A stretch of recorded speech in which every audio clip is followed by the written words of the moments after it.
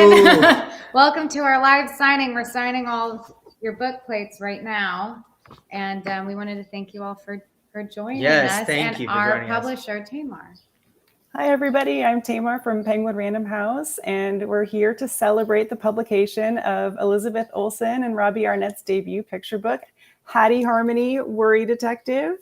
You two have been promoting the book and doing all kinds of fun book launch stuff this week.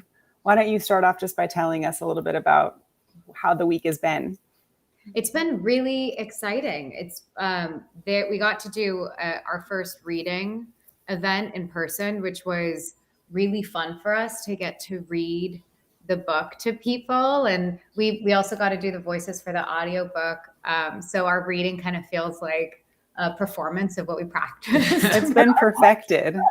Yeah, it's character driven. I'm the narrator, and Lizzie is crushing every character in the book. Well, don't say that. It won't be very entertaining if you say that. I'm hyping. Yeah, but it's been really fun to see just to go to not just to see the response from that event, but we got to go to a couple bookstores and see it on the shelves. And yeah, that might have been the most exciting thing. When we were walking around, we found an indie bookstore and we just popped in and they had our book out, and it was just like, oh, it was so cool. And of course, we were like really excited, like holding it up, taking photos. And there were some shoppers, and they were like, "Is that your book?" And then we were like, "Yes!" And so that was a really fun moment. Seeing the books in the wild, like when you don't expect it, is the best. Yes, and it was play. Yeah, it was so fun. Oh, well, thank you so much for all that you've done. And thanks to Premier Collectibles for hosting us here today. Lizzie and Robbie are going to be very busy signing book plates, but just so everyone knows, one of those signed book plates can be yours by going to premiercollectibles.com/harmony. So before we talk, why don't you start us off with a little reading of the book? Yeah. I love that. Give you a quick little snippet here. Do you want to do the thing where you show the art and I do the page turn? I'll do the photos, yes. So let's see. All right. So this is the cover. Here we go. Okay. Hattie Harmony, Worry Detective. Detective is In by Elizabeth Olsen and Robbie Arnett, illustrated by Marissa Valdez. The first day of school had finally arrived. Some kids were excited and a little worried. Luckily, Wildwood Elementary had Hattie Harmony, Worry Detective. Hattie had many tools up her sleeve, and she was ready to get to work. Bring, bring, bring. Hattie Harmony, Worry Detective. How can I help solve your worries today? Hattie, it's Pearl Peppercord. I'm terribly worried about my first day of school. I have nervous butterflies flying all around my belly. What if no one plays with me at recess? What if I don't make any new friends? Hattie put on her trusty Worry Detective tool belt. Don't you worry, she said. Meet me at the flagpole in front of school. I'll be there just as soon as you can say, worry, worry, go away. There's no time for you today. It sounded like a case of the first day jitters. As soon as she saw Pearl, Hattie pulled out 2 big nets. Hattie gave one net to Pearl and kept the other for herself. Pearl was confused. The butterflies aren't outside, Pearl said. They're inside my belly. But Hattie was already swinging her net. Whoosh, whoosh, whoosh.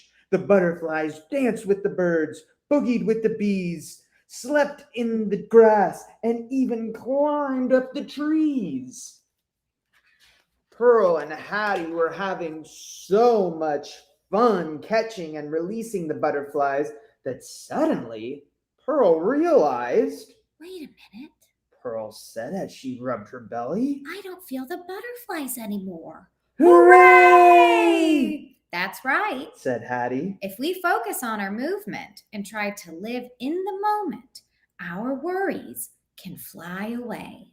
With Hattie's help, Pearl was now ready to start her first day of school. Thank you, Hattie Harmony. That's just a little clip A of little sneak peek. Hattie Harmony, Worry Detective. Thank you so much for reading that. And I mean, the voices just get better and better every time I hear them. It's a delight. It's truly a delight.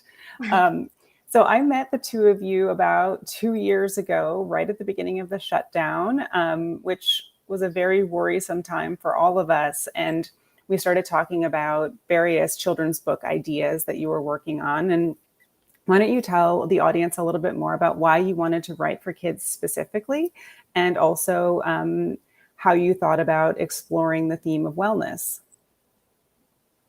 Well, we working on children's books was something that became a focus and a passion for us because of this. It's the first, to us, it's the first artistic, creative experience a child really has with storytelling. And for us, those are really formative years to encourage kids down a path of curiosity and empathy and imaginative thinking. And so that was really the impetus for wanting to work on children's books, and being a big fan of them ourselves. I mean, do you want to speak to the wellness part, or how about writing specifically, Hattie? Well, I think it came down to you, who you had said that there was a kind of a hole in this space, in this mental wellness space, and so, being people that have dealt with anxiety and stress and worries, for me, since I was a kid to now, it really made sense. And so Lizzie and I gave it a crack, and Hattie Harmony was kind of birthed from that experiment, and we just thought, what a fun character that we could all kind of relate to, we could all kind of befriend, that she could help us through identifying and becoming aware of our anxieties and our stress, because a lot of times we have these overwhelming feelings and we don't really know what's going on. Maybe it's just like, oh, my stomach is upset, and we just think that, oh, maybe it's just an upset stomach, but maybe it's actually, you're nervous about something, or, a first day of school, or a first recital, or going to a friend's house, or speaking in front of a class, or rocking out. And I think that our hope with this character was just to kind of be more in tune with, like, oh, wait a second, maybe let's think about this. It isn't something I ate, and maybe it's something more emotional, and starting the emotional language development for kids. And that's kind of with something that's fun and friendly, and something like a character that Robbie was saying could be a source of comfort. Yeah, it's still something that we're, still working on today. So it's still very present in our life. So it's a very personal journey. Well, and you mentioned the having the friendly character. I think that's what makes the book so special, because there are other books for kids, like you said, on wellness, but they can feel kind of abstract or hard to understand. And this doesn't. Like, this feels so approachable. And the takeaway tools are actually really concrete. So a child or a parent really knows how to apply them to their lives directly and put them into practice. So you both did just such an incredible job of that piece. And you chose to set the book on the first day of school, which I know for me, every night before the first day, I was a nervous wreck. I'm curious to know what inspired you about the first day of school specifically, and if there were any first day jitters of your own that made their way into these pages. Definitely. So as a kid, I moved around a lot. Every couple of years, we were moving as a family. And so I had a lot of first days. And the first days of school were always, like you were saying, were always kind of a little terrifying for me. And I remember specifically, there's an anecdote in the first Hattie where at the end of the book, they're walking out of school, and there's so many school buses, and they can't find their bus, and it's an overwhelming feeling. I remember being a second grader walking out of school and just seeing buses and not knowing, which bus was mine. And I felt really vulnerable, and it was such an overwhelming feeling. So I thought that it was a really relatable thing, to not really or I don't know, to not have the knowledge of like, oh, that's my bus, that or to be able to calm down in those moments. What are your tools to not feel too overwhelmed? And that's none of these, and all the tools that we're suggesting aren't necessarily like cures or fixes, but they are a process and just tools to have to help manage those overwhelming moments. I mean, I've always been, even though I went to the same school for 13 years, which is such a joy. And I really have had such a fabulous group of friends since I was 5. I was always excited for the first day of school, but for some reason I was always really scared to raise my hand in class. I don't know what that was, but there was some sort of performance anxiety. And to this day, I have a really hard time speaking in public. Not so much in smaller settings, but in like group settings. Those speech making is something that really scares me. Yeah, I remember. So I think that's but like, how do we manage that? That started as a kid, and maybe these are things that everyone else is experiencing, and so it's nice to know, I think, as a kid, that you're not the only one. Well, you mentioned that makes me think of both of you are performers. Both of you have experience on stage and screen, which seems very nerve-wracking. I mean, do you have any pre-performance rituals you do to kind of calm your minds or bodies before you have to perform? I like to go on walks, or if I can, a little bit of walk, and just kind of focus on breathing and just staying present, not like creating hypotheticals or this could go wrong or that could go wrong. And then also being okay with failing or making mistakes. And I think there's been many times on stage when I'm singing and I completely forget the words to songs that I wrote, and it's okay, and you can kind of, and that's okay. And then you grow in those moments when we fail or we feel overwhelmed, and okay, I can work on this for next time. And I think that breath really and kind of grounding yourself is something that's really important, and it's a practice that I still practice today. Yeah, even yesterday I was on the Jimmy Fallon show, and I always get overwhelmed before any kind of on set. I feel different. The first day of on set's terrifying because you're sharing something of yourself for the first time with new people. But for those live events, I get very overwhelmed. But I have to just decide to befriend it and not be scared of it. And that's really just, that's a practice in itself. And yes, breathing's very helpful, but also just remembering that it's okay, that like this feeling is okay. It's not going to hurt me. It's not going to make me do something crazy, but it's an okay feeling to have. And just befriending it, I think, and making that mental decision and choice. I think that you have to remember that everybody in the audience or everybody watching the film or whatever, they all have these emotions. And so we are all so similar. And I think that we can all put ourselves in each other's place. Like even when I was with her yesterday for the Tonight Show, which is like a lot of, people are running around, there's a lot of nervous energy, and you can kind of just say, oh, wow, I know how she's feeling. And I felt like that before. And just having that empathy really kind of grounds you and helps you. Those are really good reminders for all of us, and especially that we all have those feelings all the time, and it's absolutely okay. We should normalize that. Yes. And so there are a handful of specific mindfulness tools that are mentioned in the book, like breathing exercises or mindful movement. Curious why you chose those in particular. I think it came out of what Robbie was naturally writing. He was writing anecdotal stories that he thought would be fun for a kid to read. And also like what can come out of a toolkit, what can come out of her toolkit.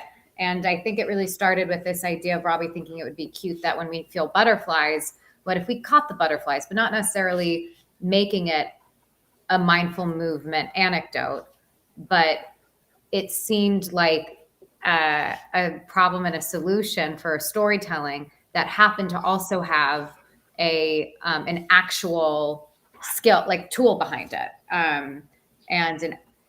That is actually something that people write about, and that children's psychologists can also offer. And so it was really finding what naturally felt fun for the story, and then understanding what that tool is. And with Squishy Ball, we hear so many. Robbie's mom is a teacher and was a principal, and so she was taught. Yeah, so it's weird that you don't I didn't know that. Right on. Go teachers.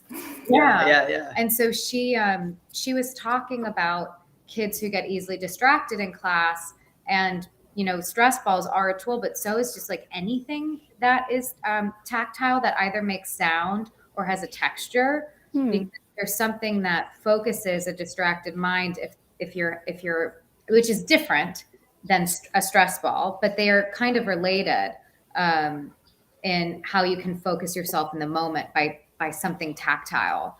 And so we knew that we wanted to incorporate a stress ball, because that is something that I guess that's why those fidget widgets became a thing. I think those are actually to help kids focus, because their hands can fidget, but maybe they also become distracting. I don't know. But also cats love balls, Yeah, exactly. So then there's that as well, because it could be really, so I think Marissa really did a beautiful job. Yes. Figuring out what we were intending with the character. And then because of making Hattie a cat, it transformed it into everything making even more sense, like a squishy ball. Well, I really enjoyed listening to you talk a lot this week about your process and how, Robbie, a lot of the storytelling ideas really originated with you. And then on the next pass, Lizzie would go in and kind of fill in some of the social emotional learning language. But I think that's also why the book works so well, because the storytelling does come first, Robbie. And like you just read that great scene about Pearl Peppercorn and the butterflies.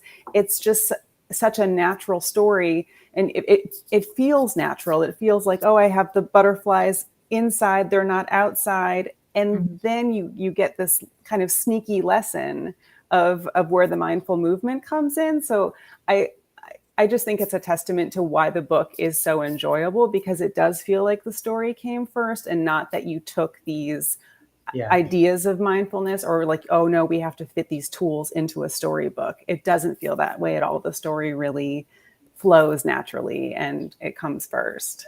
And it is kind of like his brain, my brain, because Robbie is a very abstract writer. Without things feeling like cause and effect too much, and it feels more abstract in tone and like emotions and anecdotal, like imaginary stories. And my brain is very, very cause and effect, very linear.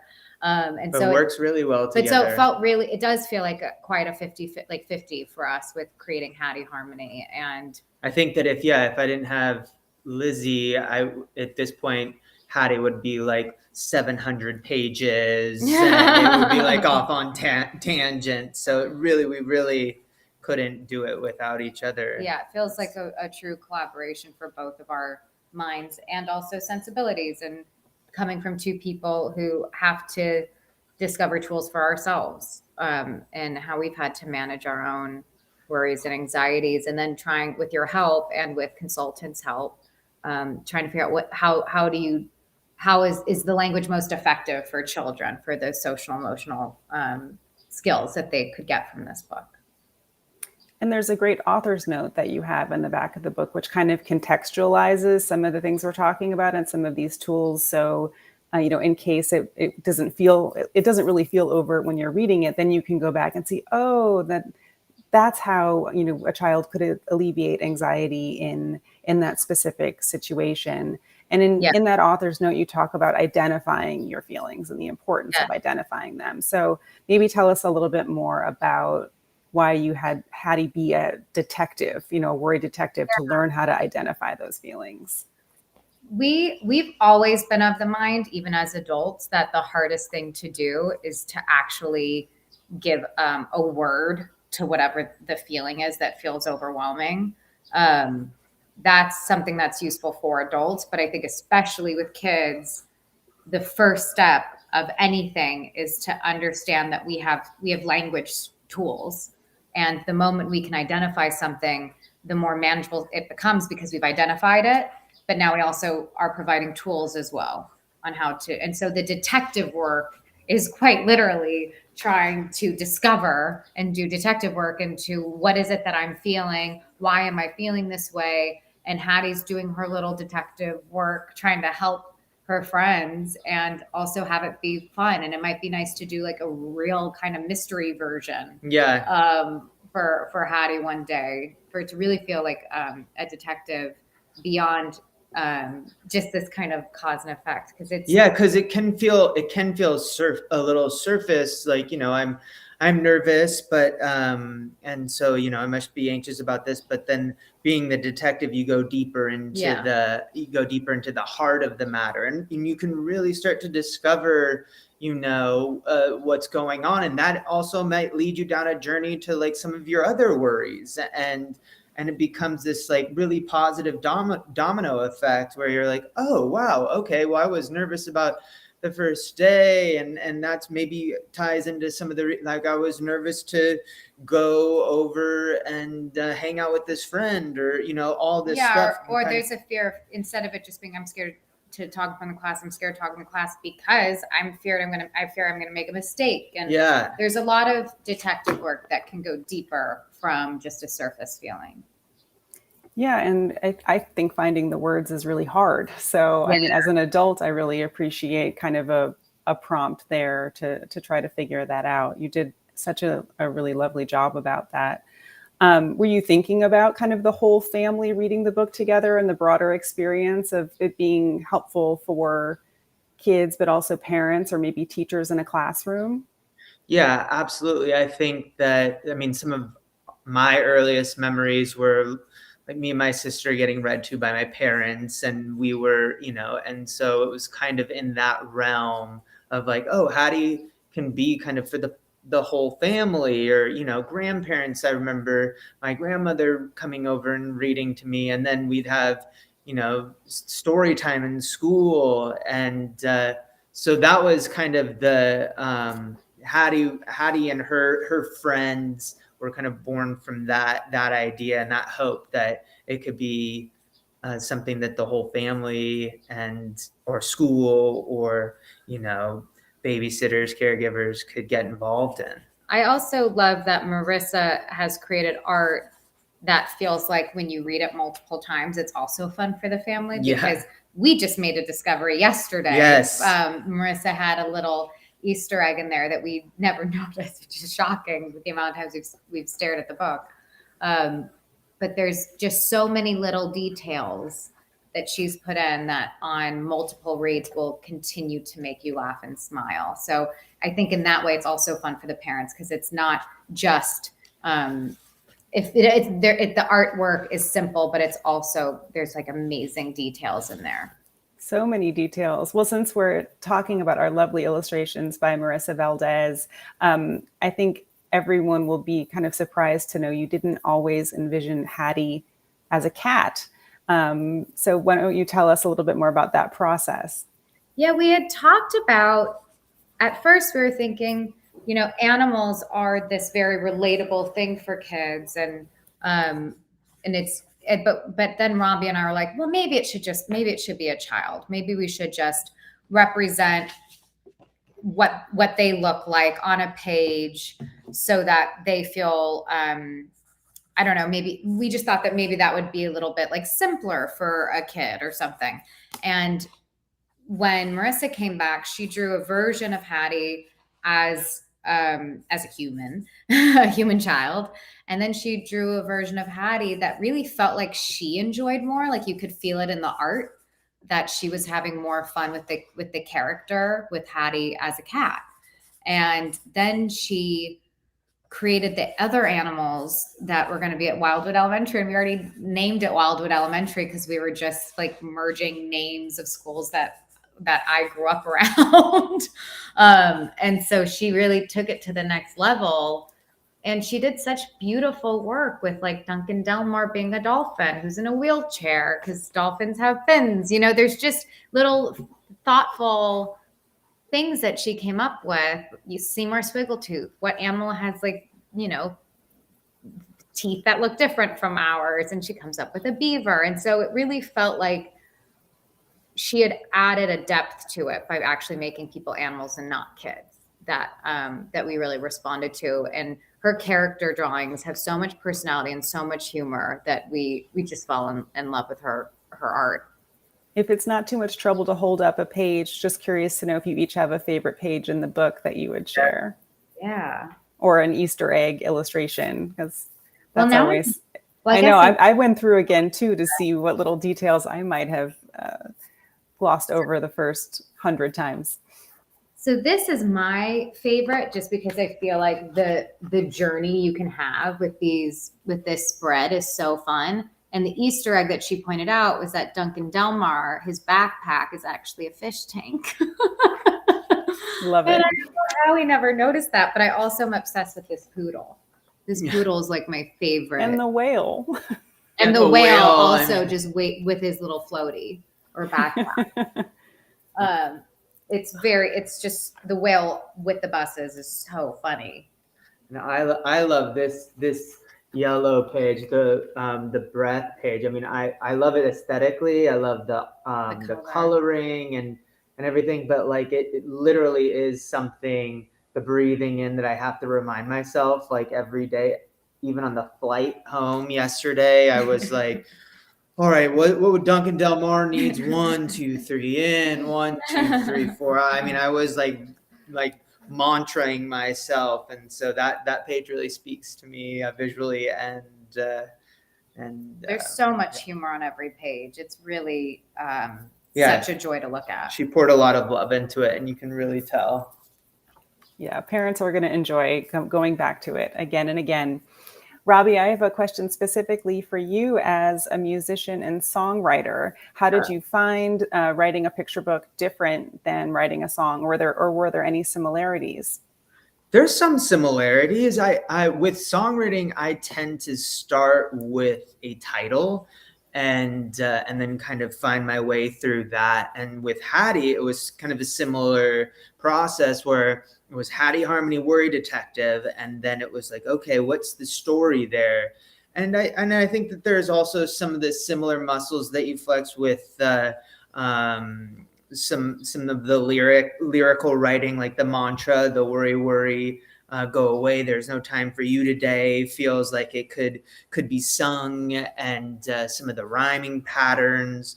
But yeah, I mean, it's both forms of storytelling, so they can kind of go off, and I can't help myself but just like wake up every morning and think of a new Hattie theme song. So it's like always. Yeah, he was playing on the piano this morning. Yeah, it's always clicking. Well, all of your fans are going to be dying to hear that. So now you've just it'll be coming. They'll probably we'll probably be filming a video not too far after this. Yeah. We're excited. We're very excited to hear that. I guess speaking of Instagram and the fun videos that you've been showing, Hattie has been accompanying you everywhere. She's been to the Dodgers game. She's been to Italy. She was just in New York. Yes. Where else might Hattie be popping up? She'll be popping up in my garden pretty soon, because that's my form of getting grounded and dealing with, I don't know, I feel like sometimes when we're moving around so much, for work, we have to do that sometimes, and we get a little bit caught up, or we get really busy and overwhelmed. And the thing that I love to do in those moments is to put my hands in some dirt and kind of check out what my plants need. And so Hattie will be in the garden with me, I'm sure, but maybe she'll also help scare my squirrels. Yeah, that's what we really need Hattie to do. We really need a live Hattie to get those squirrels to stop eating our food.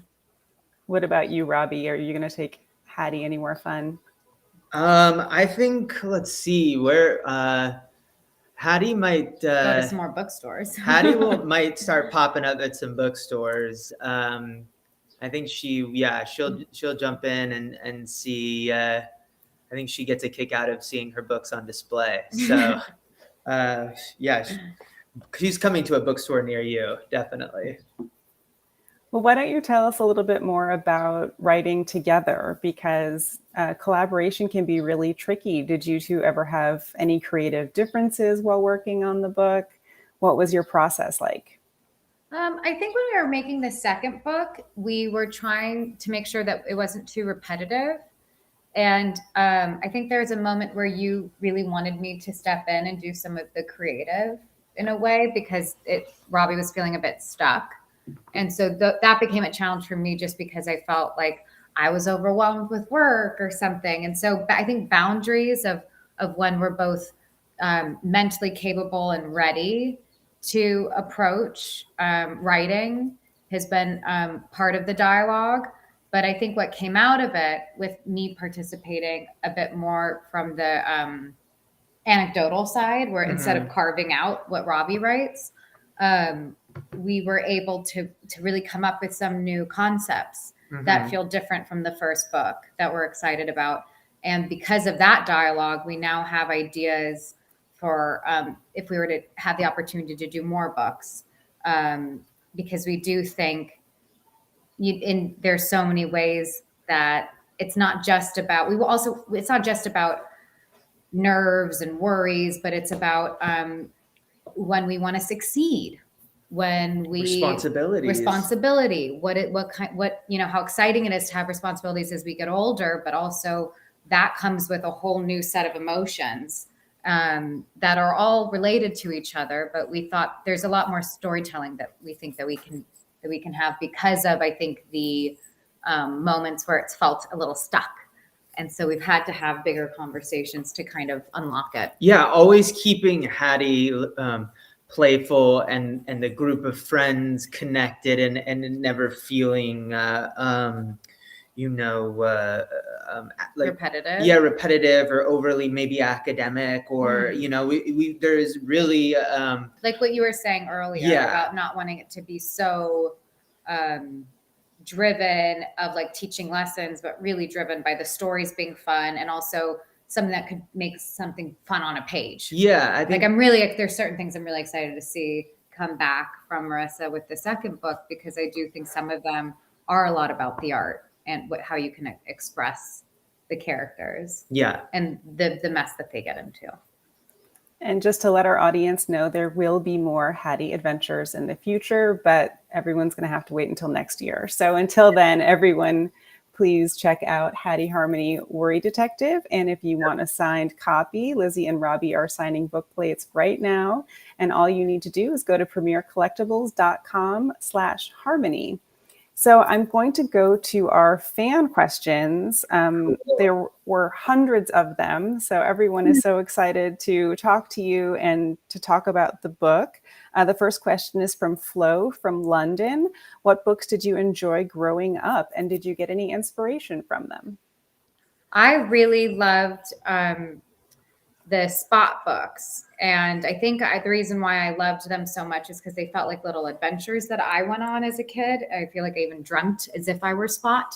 And that's another character-driven book. And they were so simple. And I loved reading as a little kid. I learned how to read at a young age. And so I think I was alone most of the time. I don't really have like early memories of being read to. I remember just reading. Humble brag. No, it's because my sisters were 2 years older than me, and I spent a lot of time with them because I was, in preschool age, so I was on set a lot. Yeah. And so when they were in school, I was in school. So when they were learning how to read, I was also just sitting there doing the same thing. But I don't have many memories of people reading to me, I guess, is all I'm trying to. And so I remember the reading experience as being so visual, because I would just like stare, really learning how to say everything. And so Spot really was a part of my childhood imagination. And then Shel Silverstein, we would fight over at my house. We both talk about Shel. Yeah. We had both Where the Sidewalk Ends and Light in the Attic was like a hug of war in my house. Yeah. Shel is a musician. And so he has that lyrical sensibility, and he's quirky and he's fun. I think that also big when I was really little, me and my sister, my parents would read us Berenstain Bears, which was a series that we really connected with and had some fun with. Those are some of our like early picture book memories. I love all of those references. The next question is from Kirsten from Arlington, Virginia, asking, when was a time you could have used Hattie as a friend when you were a kid? I would have at very young ages, I had a bit of like explosive, overwhelming feelings sometimes. And I didn't know, I would just kind of pop a bit. And I feel like in those moments I could have used Hattie. I felt like there's sometimes I felt very overwhelmed with a rush of adrenaline. And if I weren't in an activity, that felt complicated for me on how to navigate that. When I would play sports, it was different because it felt like there was a focus, or dancing, there was a focus. But it was really in the moments of inactivity where I felt like I had a hard time managing like the bigger, overwhelming, stressful feelings. Robbie? Yeah, I mean, I still could use Hattie. I still need Hattie. But as a kid, it was, moving around so much and having so many new experiences. It would have been helpful to have the mindfulness language, the breathing language. It's also really cute to think that if you did have Hattie while you were a little kid and moving around a lot, that would be something consistent that you could have as like a blanket. Yeah, there's a comfort, when you're, constantly moving around, there's not a lot of consistency. So just having that in my life would have just been nice. Wearing her little fanny pack. Tool belt. The next question is from Remy from Connecticut. How has the process helped you grow as a person? That is a very big question. That is a big question. I think back to this from a collaborative space for the two of us, really having, because writing a children's book was a long process. And so lots of things work-wise were happening at our lives at different times during the process. It started during lockdown for this book, where there was a lot of time. And then all of a sudden there stopped being a lot of time because things got picked back up again. And so we really not quickly, actually, it took a process, I think. We really learned how to communicate with one another about our own abilities and when. And that became that I think that was a huge growth for us both, not just for each other, but when we can communicate to other people when we're working or collaborating, that, I will get to it, but I know I'm capable of understanding now that I'm going to do a bad job if I force myself to do it right now. Can we please wait like a couple more days? Or, just being able to communicate our own limitations, I think is hard to do when you just want to please so many people so quickly. Well, the next question, this is a good one from Daisy in Baltimore. Hey, Lizzie and Robbie, congrats on publishing your first children's book. My question for both of you is, does this story have a soundtrack, a playlist that inspired you while writing it? Ooh. Let's see. That's a good question. There was, I think there was, a specific soundtrack. I think we were listening. Like Paul and Linda? Yeah, we were listening. We were listening to a lot of Paul McCartney and Linda McCartney. They have a fun record called Ram that is really it's really cheeky and really fun and quirky and playful. And actually, Linda created a cartoon. And they soundtracked that, and Linda has a solo record, and this is in the 70s, and Seaside Woman, and it's just really, it's really beautiful, but also just like really fun. I'd say that those two, that couple is somebody that we always kind of look up to and really think about. They just put a lot of fun art into the world, and it's been really inspiring. It seems like a really pure place. And Yeah. that's something that I think you can tell listening to it and watching those animated shorts. Yeah. And I think that those, that was something. Ram, if you want to check out a fun record, you should definitely check out Ram and some of Linda McCartney's solo work. That is a great answer. I'm going to totally do that. Yeah, it's great. We have a question from Victoria in California asking if you have a pre-writing ritual. Writing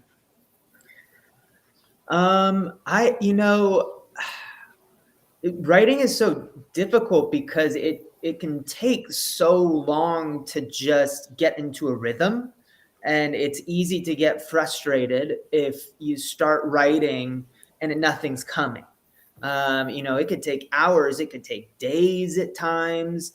And I think that once you're in the flow, you just have to allow yourself that idea that it's not going to just come right away. And you can't, and you got to just kind of just like breathe through that and work through that, and not get upset with yourself or judge yourself, because there's been days, there's been weeks sometimes where I can't get something going. A helpful practice is reading. I like to read other people's work, or I listen to music, or watch some of my favorite films, and those kind of are jumping off points to kind of maybe stimulate some creative thing, and all of a sudden you'll see nugget or read something, and that will kind of inspire a thought, and then you're kind of off. But the biggest thing is not to be too critical on yourself, and know that it just doesn't, sometimes it just flows, but more often than not, it's something that you kind of have to just kind of work through. And I'm less of a writer, but when Robbie feels stuck and we're trying to work out a solution, and it's not just me sitting at a computer, it usually is us taking a walk and talking about it. And I think that forward movement helps my mind get new ideas.